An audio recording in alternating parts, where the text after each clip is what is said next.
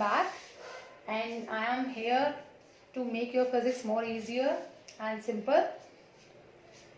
And if you find any of the problem from my previous video, then please let me know and mail me on my email address, that is eliteclasses@gmail.com. This is my email ID, so you can contact me on that email ID. So after that, today we will start with our electric flux topic. Yesterday we complete the electric dipole. तो आज हम जो करेंगे वो क्या करेंगे, electric flux के बारे में पढ़ेंगे. और अगर आपको कोई भी प्रॉब्लम है तो आप मुझे मेल कर सकते हैं. लेकिन स्टार्ट करने से पहले I am requesting you to please subscribe my channel and like my videos and share my videos as much as possible. तो let's start with the topic that is electric flux. आज जो हमारा topic है that is वो क्या है आपका electric flux. Electric flux. अब इलेक्ट्रिक फ्लक्स क्या होता है, what do you mean by electric flux. Suppose करिए आपके पास ये एक सरफेस है, एक गिवन एरिया है. अगर उस एरिया में से हमने क्या निकालना है, electric field lines pass out करवानी है. ठीक है, तो इलेक्ट्रिक फील्ड लाइंस कैसे पास होंगी इस तरह से पास होंगी इसके अंदर से. ठीक है, ये सपोज करिए ये एक एरिया है, इसमें से क्या आ रही है, इलेक्ट्रिक फील्ड लाइंस पास करवानी है. तो इस तरह की जो लाइंस आ रही हैं आपके पास ये इस तरह से. ठीक है, वो ये क्या करा रही हैं, this is shown as the electric field lines. तो इलेक्ट्रिक फील्ड लाइंस फ्लक्स को हम कैसे डिफाइन कर सकते हैं, it is the total number of electric field lines passing through the given area. What I am saying, it is the total number of electric field lines. Total number of electric field lines through the passing through the area. Passing through the area. जब किसी particular area में से क्या जाती है, electric field lines pass होती है, total number of electric field lines, तो उसको हम क्या बोलते हैं, that is known as electric flux. और जो इलेक्ट्रिक फ्लक्स है, इलेक्ट्रिक फ्लक्स को हम डिनोट करते हैं डी फाई से, या सिंपल फाई से डिनोट करते हैं, फाई से. लेकिन अगर स्मॉलेस्ट फ्लक्स है तो उसको किससे डिनोट करेंगे, डी फाई से. सपोज करिए यहाँ पे हमारे पास ये एरिया है, दिस इज द एरिया, और इसमें से क्या जा रही है, इलेक्ट्रिक फील्ड लाइंस ऐसे पास आउट हो रही है. This is the direction of electric field lines. ठीक है, जो इसमें से पास हो रही है इस गिवन एरिया में से, तो उसको हम क्या बोलेंगे, that is known as what, flux. ठीक है, इसको हम किससे डिनोट करेंगे, फाई से. अगर मैं इसका एक स्मॉलेस्ट पार्ट ले लूं तो वो क्या कहलाएगा, उसका स्मॉलेस्ट फ्लक्स कहलाएगा. तो हमारे पास जो फॉर्मूला होता है वो क्या होगा, स्मॉलेस्ट का, D phi is equal to electric field lines passing through the particular area, that is DS. E vector into DS vector. और साथ में हमने क्या लिया, एक यूनिट वेक्टर ले लिया, that is N cap. N cap is basically is known as the area vector and it is basically to represent the direction. ये किस लिए यूज होता है, डायरेक्शन को रिप्रेजेंट करने के लिए हम यूज करते हैं, that is the area vector, that is N cap. अब आपको पता है कि मैथमेटिकल या वेक्टर फॉर्म में अगर हम देखें तो डॉट प्रोडक्ट जो है वो किसके इक्वल होता है, dot product is equal to, dot product में हम क्या करते हैं, अगर ए डॉट बी है तो हमारे पास किसके इक्वल होगा, ए डॉट बी. किसके इक्वल आता है, A dot B is equal to A B cos theta. Similarly यहाँ पे अगर बात करें तो ये डॉट प्रोडक्ट है, तो आपका जो यहाँ पे वो आंसर आएगा वो क्या आ जाएगा, E D S cos theta into N cap. ठीक है, N cap is basically to represent the direction. अब हमने क्या निकालना है, टोटल फ्लक्स निकालना है टोटल एरिया में से, ना कि एक स्मॉलेस्ट एरिया में से. तो हम क्या करेंगे, इसको इंटीग्रेट करेंगे. ठीक है, और ये फ्लक्स है जो ये एरिया लेते हैं हम जिसमें से इलेक्ट्रिक फील्ड लाइंस जाती हैं, ये जो एरिया है वो कैसा होना चाहिए, that area is always the closed area, closed path. ये एरिया कैसा होना चाहिए, क्लोज्ड पाथ होना चाहिए. तो इसको जब हम इंटीग्रेट करेंगे डी फाई को, ठीक है, और इसको जब हम वो करेंगे, इसको भी इंटीग्रेट करेंगे, तो वो पाथ कैसा होगा, इंटीग्रल. क्लोज पाथ के लिए हम कैसे लगाते हैं, इंटीग्रेशन के ऊपर एक क्लोज सर्कल का वो लगा देते हैं, that is E D S cos theta into N cap. और डी फाई का जो इंटीग्रेशन होगा वो किसके इक्वल होगा, that is equal to phi. किसके इक्वल होगा, that is equal to phi. तो यहाँ से क्या आ गया, phi is equal to integration of d phi is equal to close integral of e ds cos theta into n cap. अब ये जो है ये कैसी क्वांटिटी है, स्केलर क्वांटिटी है या वेक्टर क्वांटिटी है. बेसिकली दो वेक्टर क्वांटिटी का जो प्रोडक्ट होता है, ये आपने क्लास 7 में पढ़ा होगा, that becomes a scalar quantity. तो ये कैसी क्वांटिटी बन जाती है, it is known as a scalar quantity. इसको क्या बोलेंगे हम, स्केलर क्वांटिटी. स्केलर क्वांटिटी है ये आपकी, electric flux is known as a scalar quantity. अगर मैं ये बोल रही हूँ this is the electric field direction E vector, तो इसका जो यूनिट वेक्टर होगा वो कहाँ होगा, इसी के डायरेक्शन में होगा. इसका यूनिट वेक्टर कहाँ है, डायरेक्शन जो है वो कहाँ लगेगी, एन कैप। इसी डायरेक्शन में अगर यूनिट वेक्टर एरिया वेक्टर जो है और इलेक्ट्रिक फील्ड की डायरेक्शन सेम है तो उस केस में थीटा किसके इक्वल हो जाएगा, theta is equal to what, 0 degree.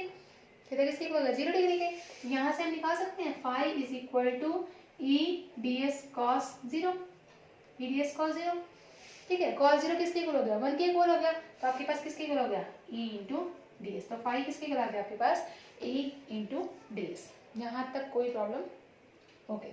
आप देखिए इसके अगर यूनिट निकालें, ऐसा यूनिट क्या होता है इसका, ईडीएस है, ई की क्या होती है, न्यूटन पर कूलम, ठीक है। तो इलेक्ट्रिक फील्ड है ना, इलेक्ट्रिक फील्ड का फॉर्मूला क्या होता है, एफ बाई क्यू नॉट था, ठीक है, एफ बाई क्यू नॉट, इसकी क्या थी, न्यूटन पर कूलम, ठीक है। और डीएस और साथ में आ गया तो आपके पास फाई की कितनी होगी, phi is equal to newton per coulomb metre square, क्योंकि डीएस है सरफेस एरिया है तो उसकी कितनी हो जाएगी आपकी, मीटर स्क्वायर इसका यूनिट हो जाएगी इसकी, ठीक है। अगर इसकी डायमेंशन निकालनी है तो डायमेंशन कैसे निकालेंगे हम, इसकी डायमेंशन आप निकालेंगे पहले तो E is equal to F by Q naught से डायमेंशन निकालिए, E is equal to F by Q naught, ठीक है। एफ की डायमेंशन क्या होती है, m1 l1 t minus 2, m1 l1 t minus 2, और क्यू नॉट की डायमेंशन क्या होती है, चार्ज की होती है 80, I is equal to Q by T से हमने निकाला है इसको 80, ठीक है। साथ में हमने क्या निकालना है, डीएस, डीएस की क्या होती है, डीएस की कितनी हो जाएगी, डीएस की एस की कितनी हो जाएगी, एल स्क्वायर, क्योंकि मीटर स्क्वायर होता है इसका, ठीक है। अब ये सारी वैल्यूज किसमें पुट कर दीजिए, आप इस फॉर्मूले में पुट कर दीजिए तो आपको क्या मिल जाएगा, a इंटू डी एस मिल जाएगा। पहले इसको सॉल्व करिए, कितना आएगा आपके पास, m1 l1 a minus 1, T की वैल्यू कितनी हो जाएगी, -2, और ये 1 ऊपर जाएगी क्या हो जाएगा, -1, तो कितना हो जाएगा, -3। ये तो आपकी किसकी डायमेंशन आ गई, ई की डायमेंशन आ गई, और एफ डी एस की आपकी डायमेंशन ये है, तो आपके पास कितना आ जाएगा, phi is equal to E D S के लिए कितना हो जाएगा आपके पास, E is m1 l1 t माइनस 3 और a माइनस 1, और आपके पास ds की कितनी है, l2। इसको सॉल्व करिए, what you get, m1 l1 plus 2 कितना हो गया, 3, t raise to power -3, a raise to power -1। So this is the dimension of the electric flux which is m1 l3 t raised to -3 a raised to power -1. I hope you understand this electric flux concept. अब electric flux के बाद जो हमारा इससे linked है that is the Gauss theorem, ठीक है। Gauss theorem बहुत इंपॉर्टेंट है आपके एग्जाम पॉइंट ऑफ व्यू से भी, और it is very very important. अब हम बात करते हैं गॉस थ्योरम की या फिर गॉस लॉ की, लेकिन इसमें आपके पास क्या है, इसकी बहुत सारी एप्लीकेशंस हैं, उन एप्लीकेशंस को हम अपने नेक्स्ट वीडियो में करेंगे, लेकिन आज मैं आपको सिर्फ गॉस थ्योरम बताना चाहूंगी, जिसमें आप क्या करेंगे, गॉस थ्योरम से कूलम्ब लॉ को प्रूव करेंगे और कूलम्ब लॉ से गॉस थ्योरम को प्रूव करेंगे। ना सी पहले आप देखते हैं गॉस थ्योरम होता क्या है, गॉस थ्योरम और Gauss law. Next one is the Gauss theorem and Gauss law. Topic is Gauss theorem और Gauss law, ठीक है। अब Gauss theorem क्या कहता है, Gauss theorem के अंदर हमें क्या चाहिए, सबसे पहले और सबसे इंपॉर्टेंट चीज हमारे पास क्या होनी चाहिए, that it should be a closed path, ठीक है। एक क्लोज पाथ होना चाहिए, आपका जो सरफेस इंटीग्रल है वो कैसा होना चाहिए, क्लोज सरफेस होना चाहिए, and that should be in the vacuum. कैसे होना चाहिए, इसमें वैक्यूम में, और वो किसके इक्वल होता है, गॉस ने क्या बताया था, it is equal to the 1/ε0 time the total charge enclosed in it. अगर इसके ऊपर चार्जेस क्यों हैं तो वो गॉस थ्योरम किसके इक्वल होगा, गॉस थ्योरम में आपका जो ये जो क्लोज पाथ इंटीग्रल है वो किसके इक्वल होगा, it is equal to the product of Q by epsilon naught, यानी कि टोटल चार्ज जो है उसका 1/ε0 टाइम्स क्या होगा, उसका प्रोडक्ट होगा। तो गॉस थ्योरम क्या बताता है, it is the surface integral of electric field intensity for close surface. कौन से किसके सरफेस के लिए, क्लोज सरफेस के लिए, और वो सरफेस किसमें होना चाहिए, in vacuum. In vacuum is 1/ε0 times, is 1/ε0 times the total charge enclosed in it. Total charge आप क्यों से ले लीजिए, टेस्ट चार्ज मत लीजिए, क्यों, ठीक है। अब गॉस थ्योरम के केस में आपके पास क्या होता है, इसका जो फॉर्मूला है वो क्या हो गया, क्यू बाय एप्सिलॉन नॉट। अब आपको पता है कि फाई किसके इक्वल था, इलेक्ट्रिक फ्लक्स से ई इंटू डीएस के, तो इसको मैं ऐसे लिख सकती हूँ, phi is equal to close integral of E vector dot DS vector is equal to Q by epsilon naught. तो आपका इलेक्ट्रिक फ्लक्स का भी फॉर्मूला क्या होगा, इसमें यूज होगा गॉस थ्योरम निकालने में, that is EDS is equal to Q by epsilon naught. अब मैं आपको एक प्रूफ दिखाती हूँ कि हमें गॉस थ्योरम निकालना है, ठीक है, from the Coulomb's law formula. Write down proof of Gauss theorem from Coulomb's law, from Coulomb's law. Coulomb's law से हमने क्या करना है, प्रूव करना है किसको, गॉस थ्योरम को। अब कूलम्स लॉ क्या बोलता है, आपने मेरी प्रीवियस वीडियो में अगर देखा हो तो कूलम्स लॉ क्या होता है, what do you mean by Coulomb's law. Coulomb's law हमें बताता है चार्जेस के सेपरेशन के बारे में और उसके ऊपर कैसे टाइप का फोर्स लगता है उसके बारे में। यस, तो हमने क्या किया, एक क्लोज सरफेस ले लिया, let it be spherical surface, ठीक है, एक क्लोज स्फेरिकल सरफेस लिया। अब उस क्लोज स्फेरिकल सरफेस को हमने क्या कर दिया, उसका एक स्मॉलेस्ट पार्ट ले लिया, एक स्मॉलेस्ट सरफेस ले लिया, let it be DS, let it be DS.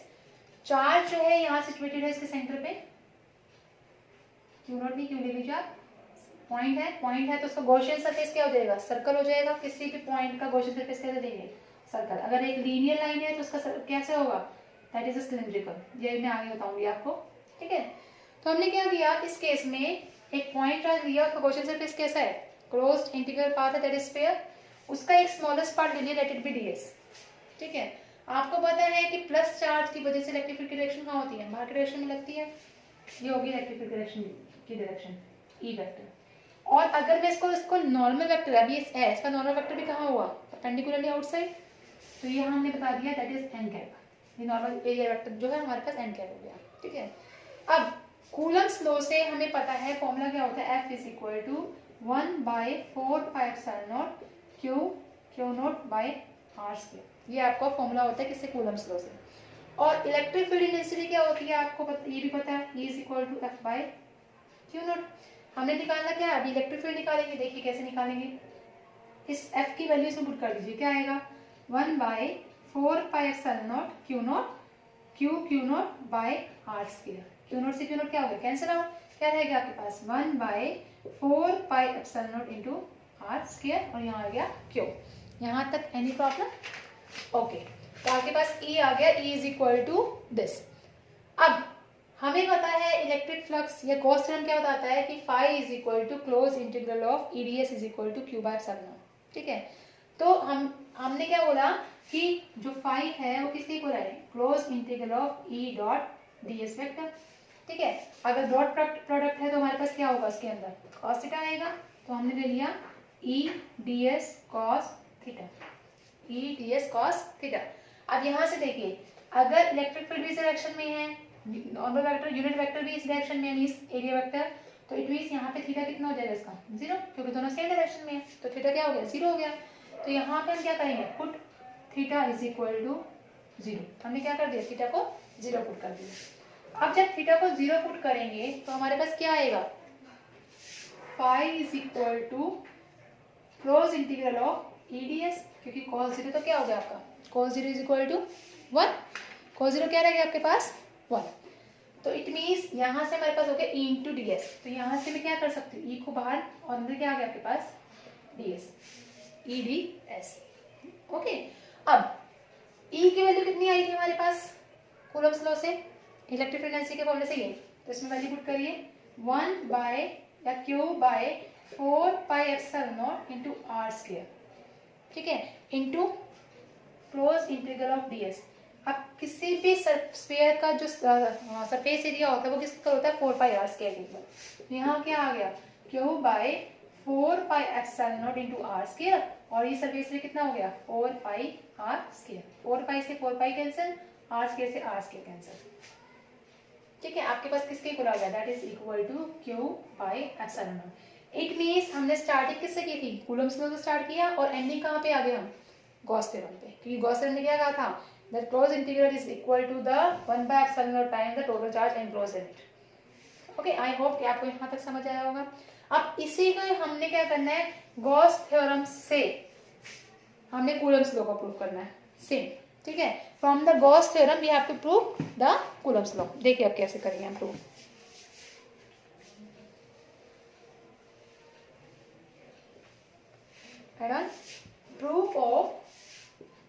Proof of Gauss theorem from Coulomb's law, from Coulomb's law. Coulomb's law से हमने गॉस थ्योरम को क्या करना है, नहीं उल्टा लिख दिया मैंने, madam proof of Coulomb's law from the Gauss theorem, Coulomb's law from Gauss theorem.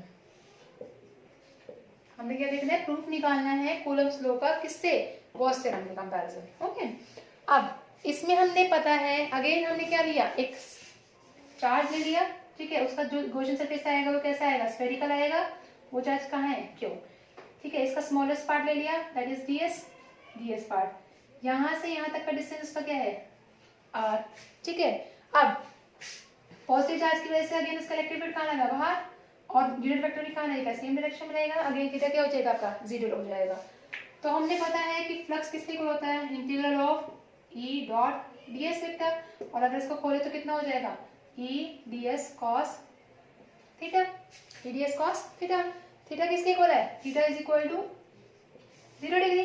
जब थीटा 0 है तो इसमें वैल्यू पुट करिए, आपके पास कितना आ जाएगा, close integral of E DS cos 0, cos 0 क्या है आपके पास, कॉस 0 इज 1, तो आपके पास कितना हुआ, close integral of E D S.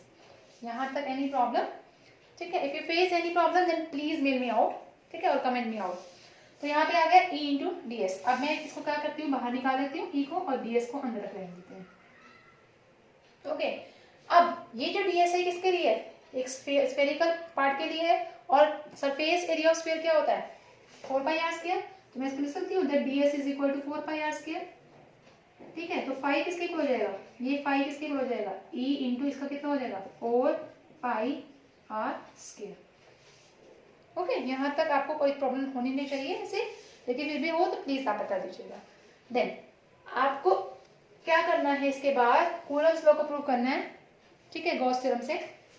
Gauss theorem क्या बताता है, close integral of E vector dot DS vector is equal to Q by epsilon naught, ठीक है। एक आपके पास ये है, ये आपके पास ये है, और ये किसके इक्वल था, that is equal to 5, that is equal to 5।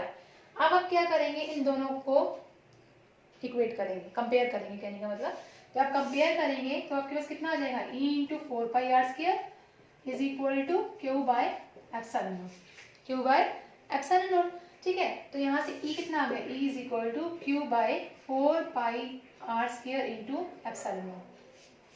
Okay, again electric field density किसके इक्वल होती है, E is equal to F by Q naught के, ठीक है। तो यहाँ से F कितना हो जाएगा, F is equal to Q naught into E. अब इस E की वैल्यू इसमें पुट कर दीजिए, क्योंकि हमें क्या निकालना है, कूलम्स लॉ से फोर्स का फॉर्मूला निकालना है। तो हमने यहाँ से फोर्स किसके इक्वल रखा, F is equal to Q naught, E की वैल्यू कितनी है, Q by 4 pi epsilon naught into R square, और हम क्या लिख सकते हैं, Q naught by 4 pi epsilon naught into R square. तो क्या हमने यहाँ से कूलम्स लॉ के फॉर्मूले को प्रूव कर दिया। हमने स्टार्ट किससे किया था, गॉस थ्योरम से, और प्रूफ कहाँ आ गए, that is to the Coulomb's law. Okay, तो कुछ मेन पॉइंट्स हैं जिसको बारे में हमें ध्यान रखना है जब हम गॉस थ्योरम करते हैं। सबसे पहला पॉइंट क्या है कि एप्लीकेबल है सिर्फ 3D सरफेस के लिए, 3D ऑब्जेक्ट्स के लिए, 2D ऑब्जेक्ट्स के लिए एप्लीकेबल नहीं है, क्योंकि हमें क्या चाहिए, एक क्रॉस सरफेस चाहिए, और वो किस लिए कब पॉसिबल है, 3D सरफेस में है, जैसे कि सिलेंडर है, स्फीयर है, और भी बहुत सारी चीजें हो सकती है 3D स्फीयर में। उसके बाद हमने क्या करना है, इसको स्टडी करने के लिए हमें सबसे पहले किस चीज की जरूरत पड़ेगी, गॉसियन सरफेस की। मैंने अभी आपको बताया कि अगर हमारे पास एक लीनियर चार्ज वायर है जिसके ऊपर बहुत सारे चार्जेस हैं, तो अगर एक वायर की बात करें, ठीक है, या फिर अगर एक रिफिल की बात करें, रिफिल अंदर होता है तो उसके ऊपर गॉसियन सरफेस का सरफेस कैसा होता है, सिलेंड्रिकल। तो यहाँ पे भी हम क्या बोलेंगे, उसके चीज के लिए एक मतलब किसी एक पर्टिकुलर ऑब्जेक्ट के लिए हमें क्या चाहिए, उसका एक गॉसियन सरफेस चाहिए, ठीक है। अगर मैं इसके अंदर इंक की बात, एक जो इंक प्लेस कर रखी है इसके अंदर, उसका जो गॉसियन सरफेस है वो क्या है, इसका सिलेंड्रिकल पार्ट में है, तो उसके लिए सबसे पहले हमें किसी की रिक्वायरमेंट होगी, that is the Gaussian surface. Next part आपके पास आता है कि टोटल फ्लक्स जो है वो किसके ऊपर डिपेंड करता है, टोटल फ्लक्स डिपेंड करता है आपके चार्ज के ऊपर और आपकी परमिटिविटी के ऊपर। किस किस चीज के ऊपर डिपेंड करता है, that is on the charge as well as the permittivity. तो इट मीन्स हमने यहाँ से क्या देखा कि यहाँ हमारा जो गॉसियन सरफेस है उसके अंदर वो किस चीज के ऊपर डिपेंड कर रहा है, आपके चार्ज और परमिटिविटी के ऊपर। नेक्स्ट जो है आपका जो टोटल इलेक्ट्रिक फ्लक्स होता है वो क्या है, जीरो के इक्वल होना चाहिए। अब इलेक्ट्रिक फ्लक्स का आपको पता है क्या है, फाई इज इक्वल टू क्या होता है, क्यू बाय एप्सिलॉन नॉट होता है। अभी हमने करा phi is equal to Q by epsilon naught. Dipole है, डायपोल में आपके पास क्या होता है, माइनस क्यू प्लस क्यू। तो अगर हम नेट निकालेंगे तो इसका कितना हो जाएगा, Q minus Q by epsilon not, zero by epsilon naught. तो फाई कितना हो गया, जीरो। तो इलेक्ट्रिक फ्लक्स जो है डायपोल के लिए वो क्या रहेगा, that it becomes zero. And the last one is if the medium is having the dielectric constant के। अगर किसी मीडियम में डाइलेक्ट्रिक कांस्टेंट के है तो हम कैसे निकालेंगे, फॉर्मूला है आपके पास close integral of EDS, close integral of EDS, वो किसके इक्वल था, क्यू बाय एप्सिलॉन नॉट के। और आपको पता है कि डाइलेक्ट्रिक कांस्टेंट का जो फॉर्मूला होता है वो किसकी फॉर्म, इलेक्ट्रिक फील्ड के फॉर्म में वो कितना होता है, em by epsilon m by epsilon naught. ठीक है, यहाँ से एप्सिलॉन m निकालिए, epsilon m is equal to K epsilon naught. ये तो था वैक्यूम के लिए, लेकिन अगर मीडियम की बात करें तो एप्सिलॉन नॉट की जगह क्या आ जाएगा, एप्सिलॉन m। अब एप्सिलॉन m किसके इक्वल है, के एप्सिलॉन नॉट के। तो आपके पास कितना आ जाएगा, इट इज इक्वल टू के बाय क्यू बाय के एप्सिलॉन नॉट। तो ये जो आपका है ये किसके लिए है कि अगर किसी मीडियम के पास क्या है, डाइलेक्ट्रिक के है, तो उस केस में हमारा गॉसियन सरफेस गॉस थ्योरम क्या कहलाएगा, क्यू बाय के एप्सिलॉन नॉट कहलाएगा। I hope you understand this things. और अगर आपको किसी भी टॉपिक में कोई भी प्रॉब्लम है तो प्लीज मुझे मेल करिए मेरी ईमेल आईडी पर, दैट इज letclasses@gmail.com।